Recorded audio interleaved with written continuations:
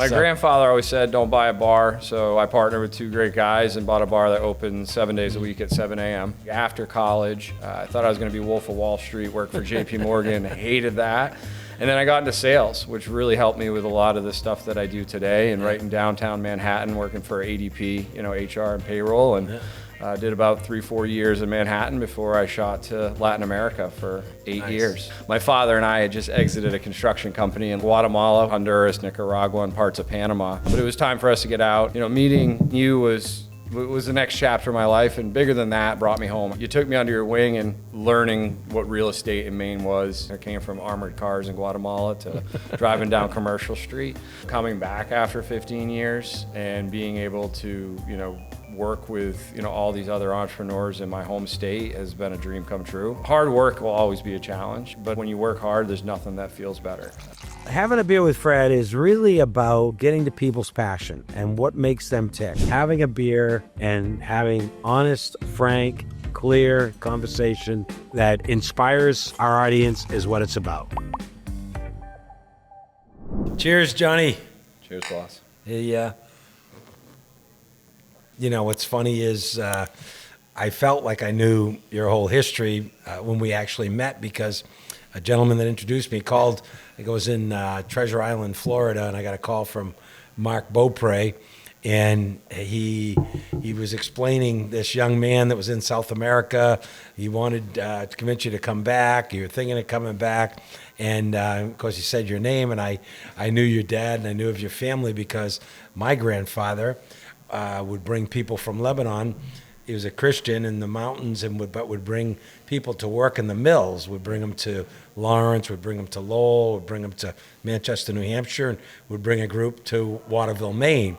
So my father would always tell me stories about the Lebanese families that we were connected to in different areas, and one big one was Waterville, and he had this Ferris, who was they were notorious. He'd always go up and have some card games. My dad was a doctor, a therapist, but he loved playing cards. And it was a story about your uncle, or I think it was an uncle, that bailed them all out of jail when they all got arrested at a speakeasy up at Poland Springs in the 60s or 70s maybe. But anyways, so he tells me it's, and I said, geez, I know, he went to Maine Maritime. He said, no, it's his son. And I said, okay. He said, as a matter of fact, he's coming to Florida whatever week it was, and we met there. And you basically said you wanted to move back to Portland.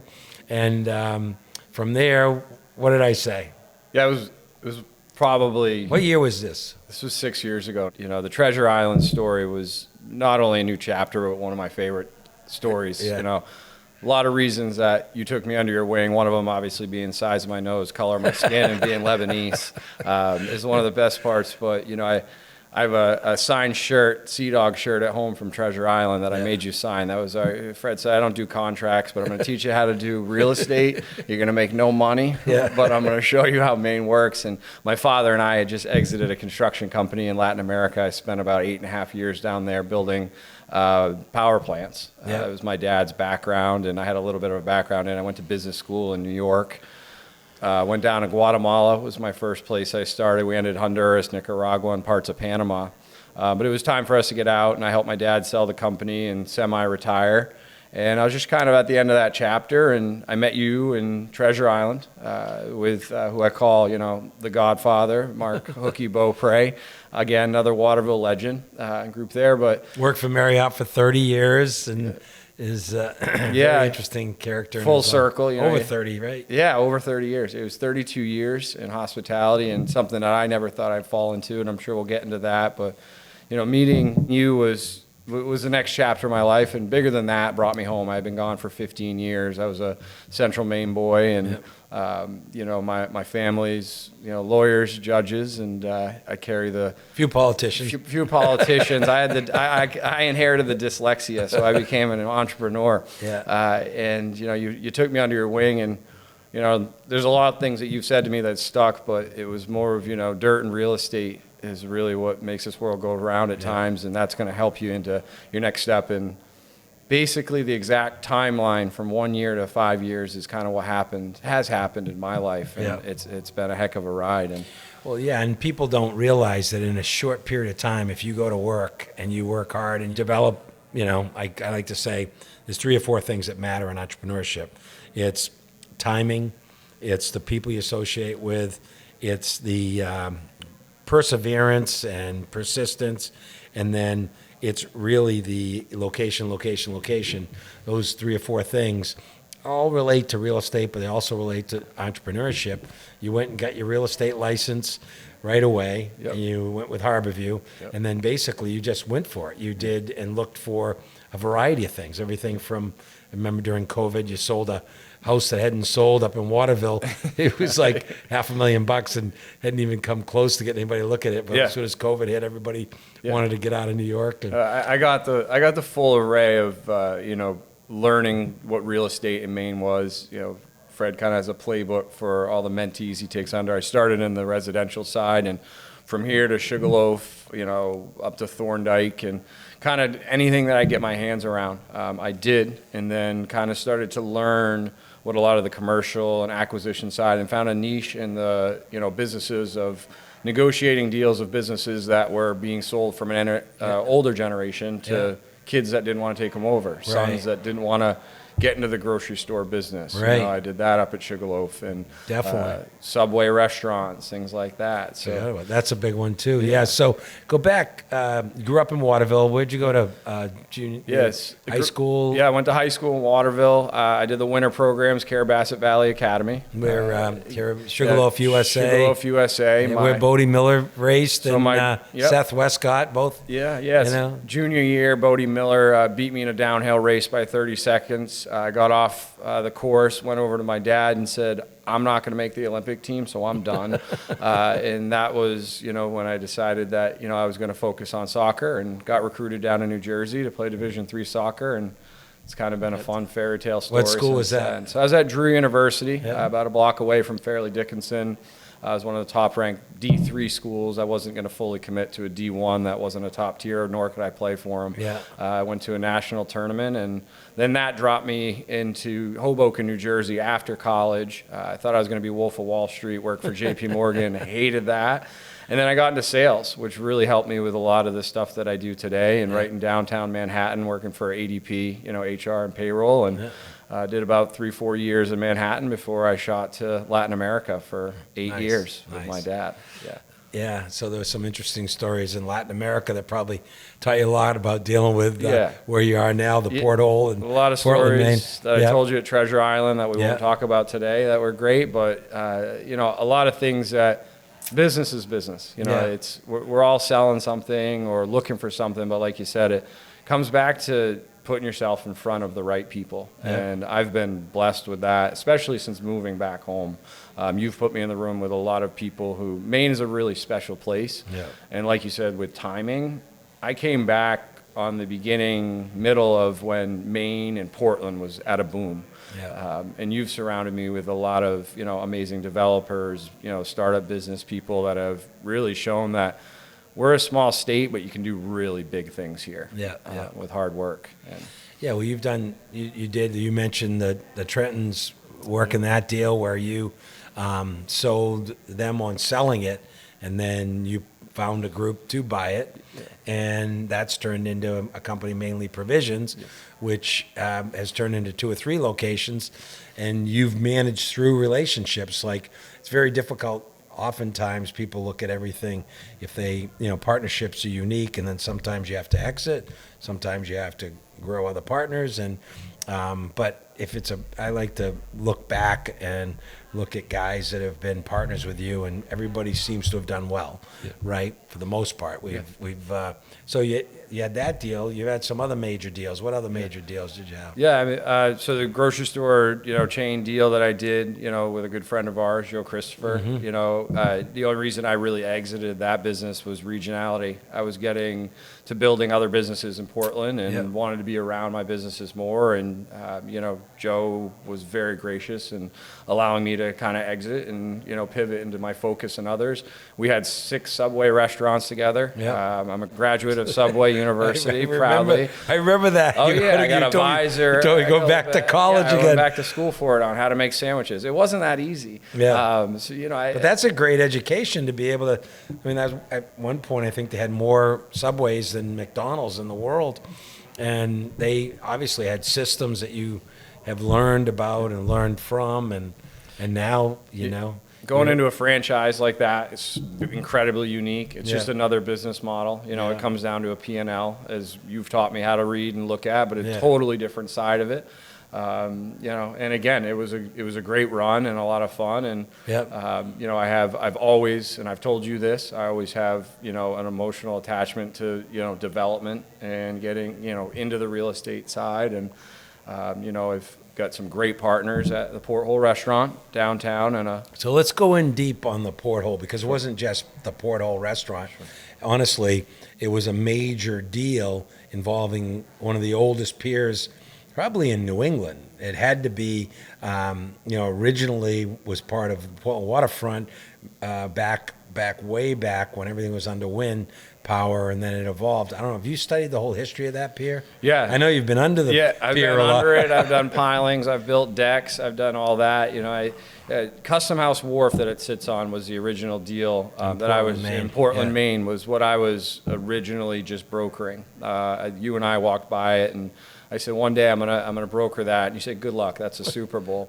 And it happened through COVID, and it took about 2.5, almost 3 years to get the deal done with the McGowan family. Yeah, well, cheers to that, because I had my doubts there, but because I never thought they would sell it. So because that was the oldest company, I think. One of the oldest companies in Maine, running, still owned by the same original families. And it was one of the oldest incorporated companies in the state of Maine, and hadn't changed hands from obviously the McGowan family and his stepfather, who had done it originally. Before that, it was the original entry point for immigrants that would land at the wharf and go across the street to the Custom House. And have their passports stamped. In Portland, Maine, that was in Portland at the time, because everything was under wind, was 200 miles closer to England than New York City. So it was an option, a real option. Right. So that was the original deal in conversation. We had different people looking at it. I was trying to broker it. And as things progressed and they went longer, and again, 2 amazing partners in that deal that have helped with the investment side of it, vision and growth. The eldest brother, Ken McGowan, hats off to him for running that place for a solid 17 plus years. Yeah. Also on the Porthole Restaurant, that everybody that I know has had a beer there of age. Back in the day, I remember I had one of my first beers in Portland there.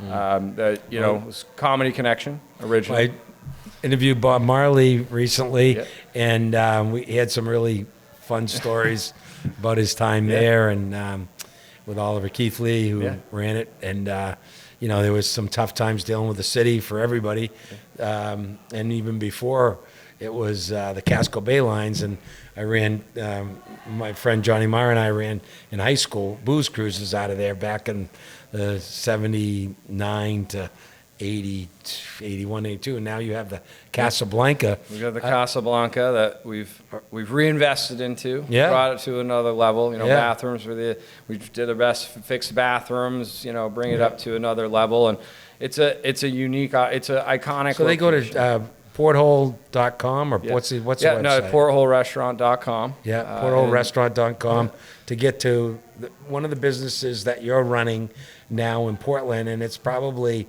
one of the funnest places to watch live music, but also the funnest place to have, and some of the best breakfast in the country. I would say it's tough to have a good breakfast place, and my wife Judy's tough to give a compliment.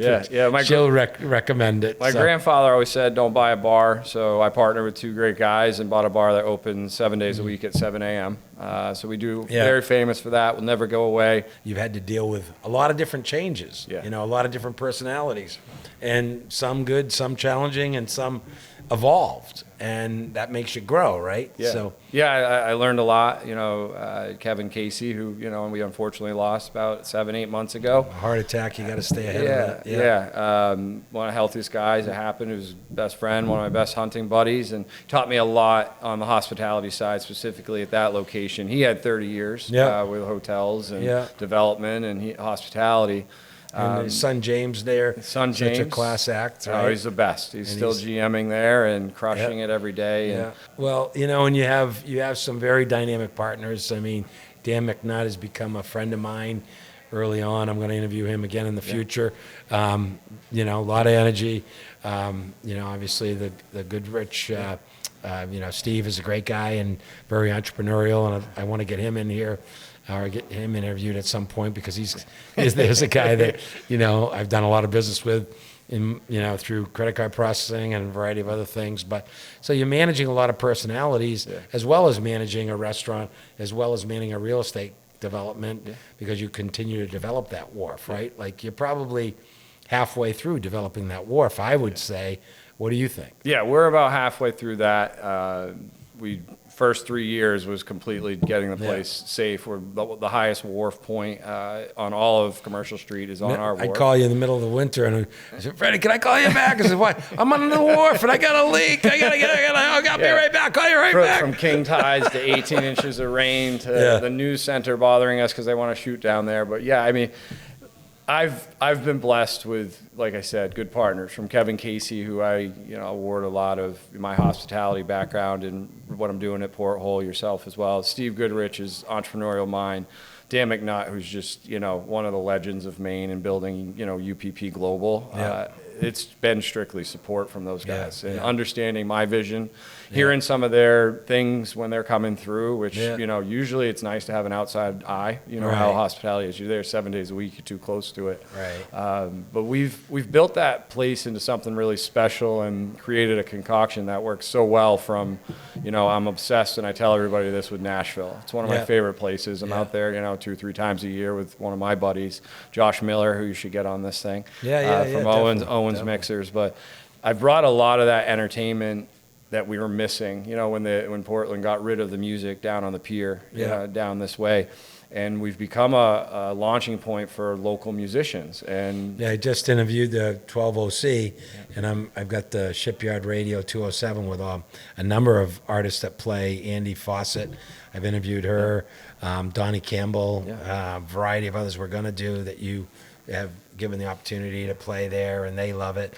So it's fun, it's interesting, exciting. I look at, a lot of people don't know that you have the ability to extend that wharf, that you could potentially, right now the city of Portland has a moratorium on hotels. One of the craziest things I've ever felt about the city of Portland was the restrictions they put on developing the waterfront, because I think it would make it more accessible to fishermen and everybody else. But you really need leadership, and it's something that's been difficult. In my whole business career, there has not been the leadership needed to maximize Portland. And Portland's a great city, and a lot of good people put a lot of energy in the city of Portland. And I say to you all the time, it's up to you guys now, the younger guys, to put the energy in, to get behind, to try to bring it to the next level so that it makes it more business friendly. You're putting your energy into working with the business Portland Chamber. But I just think the more that younger people can get involved, go to the meetings, be a voice, and put the energy in. Right? The biggest problem in this city is the communication. The business owners to the developers, which you borderline can't say in the city, to entrepreneurs, and understanding. You can come down on a Custom House Wharf that we have, and I have 22 of the oldest fishermen in all of Casco Bay. Absolute legends. Buddy Olson is 86 years old. We dedicated table 1 in the Porthole restaurant. If you ever come in, take a quick right. Every single one of their boats is on that table, and nobody else gets to sit there at 7 a.m. So the argument from the city that you can't do X, Y, and Z because development and protecting the working waterfront is just not true. There are conversations to be had. Buddy Olson, the Spear family, every lobsterman that down there has thanked me for helping to repurpose our wharf, make it better, protect them. But at the same time, we've got bills to pay. Yeah. And we need to be able to respectfully build on what is our asset and protecting it. And I think the city of Portland, I know the city of Portland has so much waterfront that they own and control that they could add and do more for every industry, right? Like they have the down near where the fish auction house was, there's all kinds of available berthing. And right now we have an opportunity to dredge the harbor. You're stepping up. Yep. Others are stepping up. Should have happened 10 years ago. That being said, we got to make sure it happens now. As a matter of fact, I need to talk to you about that agreement, that contract. You can have your lawyer look at. But that's a great point. I mean, we are stepping up. Yeah. City had no problem taking a meeting with me multiple times to come say, do you want to do this? You want to do this? And I do want to do this. It's better for the city. It's better for Casco Bay. It's got to happen. But it's a big bill. I Yeah. mean, it's a large bill, and they did a great job with grant money. Spectacular job. Probably couldn't have afforded it without it, which is a great thing. But at the same time, I've got to turn around and be able to have an ROI on that investment for, my partners. Right. And what are we going to do with the 150-foot extension that you talked about? How am I going to do that? If I'm going to step up and do my part and help to, get the harbor dredged, there's got to be communication on what we can do on that wharf from a development side as well. Right, And that's the communication piece with the city. Yeah, and I think it's important. People have no problem weighing in and say what's wrong with something, but they don't have an answer to, like recently they put a moratorium on hotels.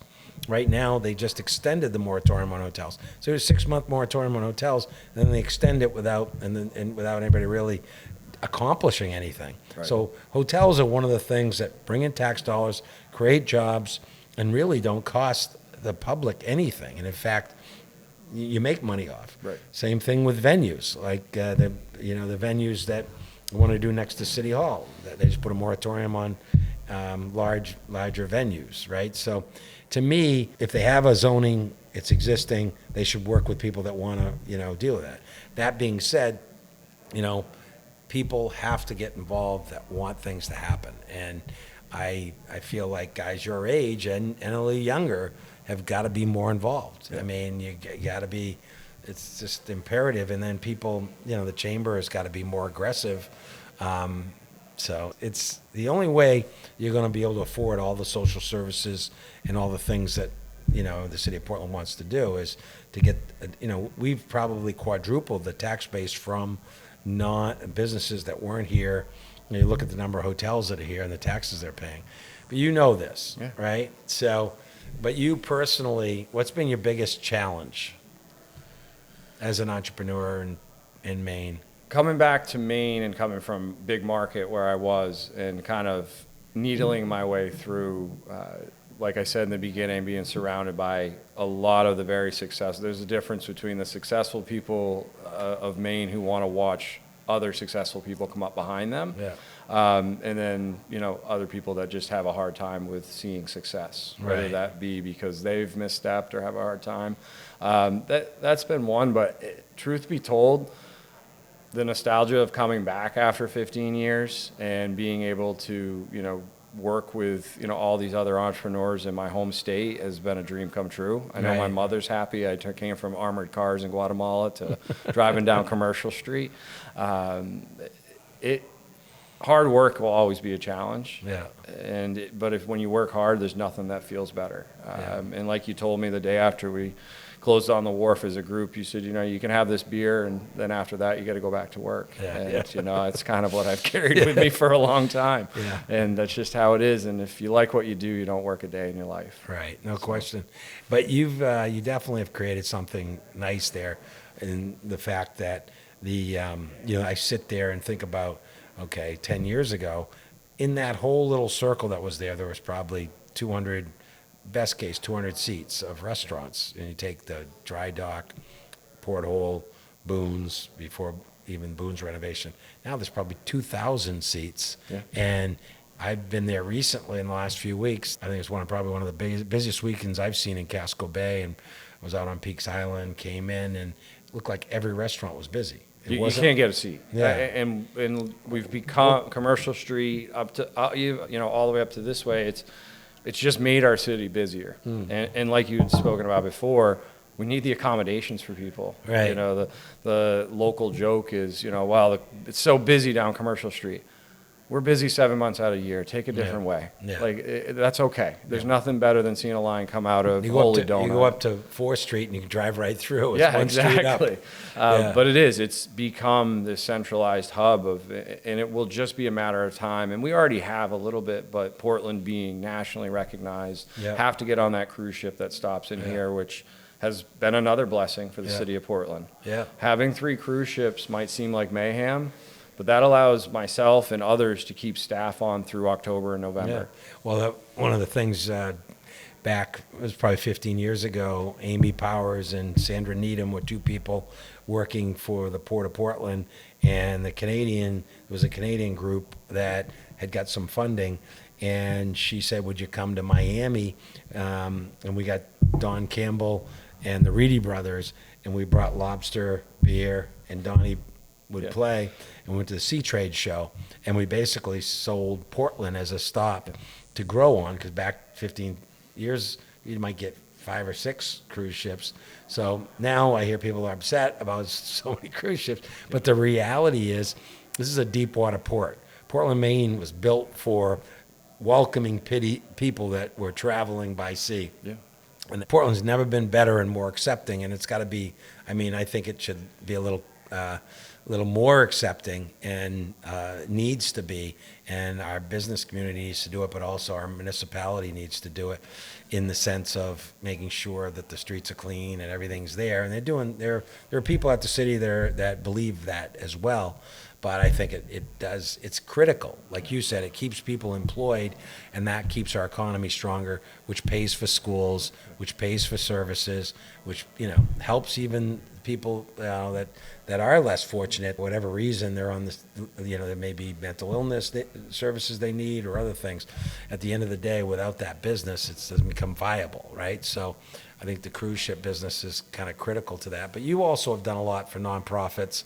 We've all pitched in at different times. This nonprofit right here, it's actually 93 cents of every dollar raised goes to help first responders and military families pay off mortgages and do other things for them. And I didn't hear about this until recently, but we decided to get behind it. But I wanted to give you this hat so you can wear it around. And you can get people to talk about. You can get people to talk about. But you can share it with somebody. You can pass it along. Make it work. I'll put the Shipyard one on. But no, the reality is we try to get behind events, and me giving you the hat, you may give it to somebody else and say, hey, listen, because I know you're tied into the firefighter community. In South Portland, right? South Portland. I work with fire and police over there. I've always been a first responder guy and loved it. We're just putting together. So this is what this guy. Have you heard about this cause? Just from the emails that you sent me. But I think it's great, and I've shared it around. Okay. Something that we're going to get involved in for sure. Even locally, though, we're just starting to put the pieces together. We're going to do a first responders gala this winter with all the locals, and be donating a large piece of the proceeds. Well, the nice thing about this one is 93 cents for every dollar going directly to that. And there's a local fireman. I'll share that video with you too.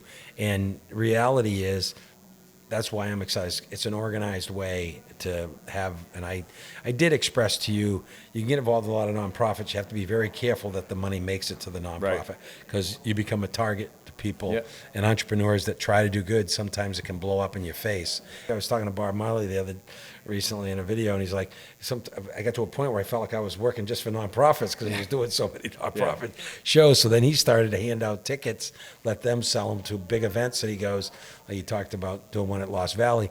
I mean, you guys do a lot, but you got to watch, some of these ideas I kind of counseled you on, because before you know it, all you're doing is managing things that take your time and you're not necessarily built for that. I mean, you got to make sure the meals hit the table, the beers get served, and it's really advice for entrepreneurs is like really, stick to what you're doing. And I think the danger for you right now is what your next moves are, right? Like where do you evolve? Do you try to go do something else, or do you just keep growing what you're doing? Do you do something in another town or community? Because geography matters, like location. Sometimes when you try to sail 2 boats at the same time, it'd be very tricky, right? So You got to think about that. Yeah, I think a lot of that happens naturally. I would say in the beginning I was kind of spreading myself out, and I was able to make it happen. And then, as I started to focus in and kind of did it in reverse and made myself, I wanted to be in Portland regional. The business is here. I still work with Harborview Properties and do that, and I can manage that out of here. I'm not sure what the next step is. I know what I'm in love with. This is me. This show's about advice, right? Life. For me, it's partly about advice, but the audience might catch some bit that might help them. How old are you now? 37. 37 years 37. old. And I know you got a new young lady in your life recently. Yeah. Not that new, but so and serious. Yeah, right? very. And that was, And that changes life a little bit. that changes life for the better. For me, it has been. And I've, with Kate, who we just moved to South Portland, around the corner from your old stomping grounds. Right. Willard Beach. And you've created a partnership. You bought a home together. We bought a home together on Willard Beach. Probably buy a dog pretty soon. She won't let me, but I'm pretty excited about that. It'll happen. I'll show up with one. But, having Kate and supporting me, and entrepreneurs are tough. It's a tough gig, right? You can't clock out at the end of the day. No. And sometimes that works for people and sometimes at others it does. But more importantly, the person that you want to spend your life with, can they support that? Can they be a part of the roller coaster? Because every day is a little bit of a roller coaster, good and bad. And kind of keeping, I know Judy's had to keep my feet on the ground a couple of times and things like that. That's just a support system. But it's hard to do what we do from entrepreneurship as is, but without having that support in your own home with your family or whatnot, it's tough. It's tough because, and you need some people that know what they're talking about from a business savvy standpoint. And, that's what I have with Kate. We can have those conversations at home and she can tell me, oh, that sounds great, or that sounds absolutely crazy, but you're going to do what you're going to do. The advice on the entrepreneurial side, especially being in Maine where you've got to be a little bit, fluid in what the different business models might be. Last winter, you spent a little time down south. Yeah, right? I went down to West Palm, spent a little bit of time down there, but the whole time my eyes were open to opportunity of either what I could bring back or other opportunities. Are you going to do that again this year, or are you going to? I think we're going to go. I'm not sure what we're going to do this year. Yeah, we're going to see. I got to make it to November. I got to make it to November and go from there. Our line of business right now, where you're kind of getting halfway through that season, staff's exhausted, beat up. I shut the place down come October and take them out for a day, but. We're busy for 7 months. Staff makes money that amount of time, but it's an absolute sprint. And, for us, like we talking about the cruise ships, back in the day, the season for the porthole would really be tough past October. It's some of our busiest times, September, October, going into November.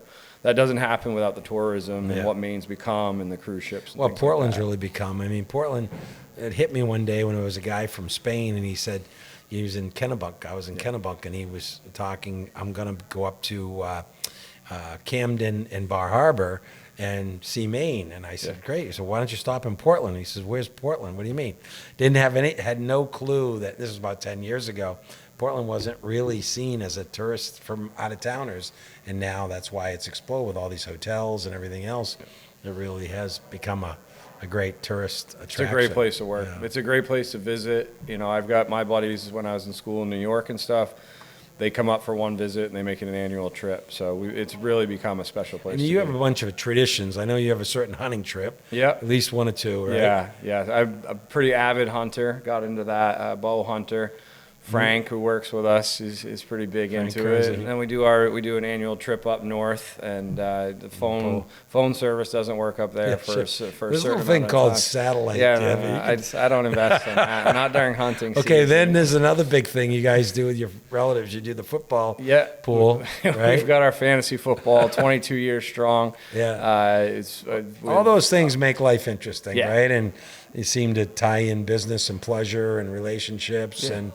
I know that you developed a number of banking relationships and law relationships. And who do you use for an insurance company? Varney Insurance. Is Varney? Varney Insurance has been incredibly good to us, going through 2 major floods. And, I got they were there day of. It Yeah. was actually incredibly impressive. Yeah. You know, I've got a multitude of banks, but again, It's funny that there are two major, like I use Cross with Jonathan Cross and Paul Allen for my health insurance and all that, and the Varney people are good, and they're good people, and it's just relationships, right? Yeah. It's who you want to build. I love the guys at Cross. And Yeah. I've been with them in other businesses and Yeah. stuff. This was an opportunity that I gave to, you know, Jack Cowie over at Varney Insurance. good and man, yeah.